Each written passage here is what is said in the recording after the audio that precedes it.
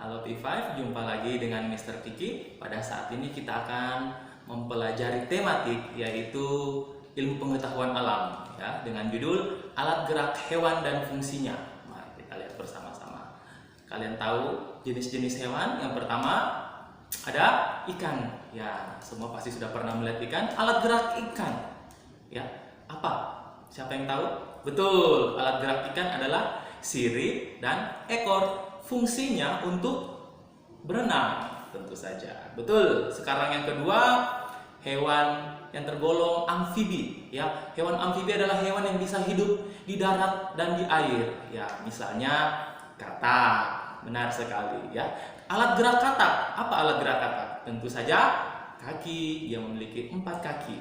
Fungsi kaki pada katak ini adalah untuk berjalan, kemudian untuk melompat, dan untuk berenang. Ya, kemudian yang ketiga ada kelompok reptilia. Ya, reptilia misalnya buaya. Ya, buaya bergerak menggunakan kaki. Kemudian ada ular. Ya, ular bergerak menggunakan otot perut. Ya. Lalu ada penyu. Penyu ini alat geraknya adalah kaki dayung. Ya, seperti kaki tapi di kakinya itu ada melebar ya, jadi dinamakan kaki dayung, sehingga di dalam air dia bisa bergerak ya, menggunakan kaki dayung ini ya. Tentu saja fungsi dari alat gerak tadi adalah untuk berjalan pada buaya, untuk merayap pada ular ya, dan juga memanjat ya, ular juga bisa memanjat di pohon, dan juga untuk berenang pada penyu tadi. Oke, kemudian kelompok hewan yang lain ada kelompok burung. Alat gerak burung ini ada 2. Yang pertama sayap, ya. Burung yang bisa terbang menggunakan sayap untuk bergerak, ya. Jadi dia bisa berjalan, ya, bisa juga terbang, ya. Kemudian ada juga burung yang tidak bisa terbang, yaitu misalnya jenis burung yaitu unta, burung unta. Burung unta tidak bisa terbang walaupun punya sayap. Jadi alat geraknya adalah kaki. Oke. Selanjutnya adalah hewan golongan mamalia, ya. Hewan golongan mamalia ini pada umumnya bergerak menggunakan kaki, misalnya kerbau, sapi, dan kuda ya.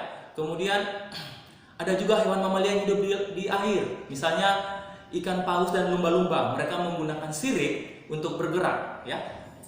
Oke, sekian penjelasan dari Mr. Kiki untuk judul kali ini, yaitu alat gerak hewan dan fungsinya. Jadi intinya di sini alat gerak hewan itu akan menyesuaikan dengan aktivitas dan tempat hidupnya ya. Jadi alat gerak hewan pasti akan beradaptasi dengan lingkungan dan tempat tinggalnya, juga aktivitas yang dilakukannya ya.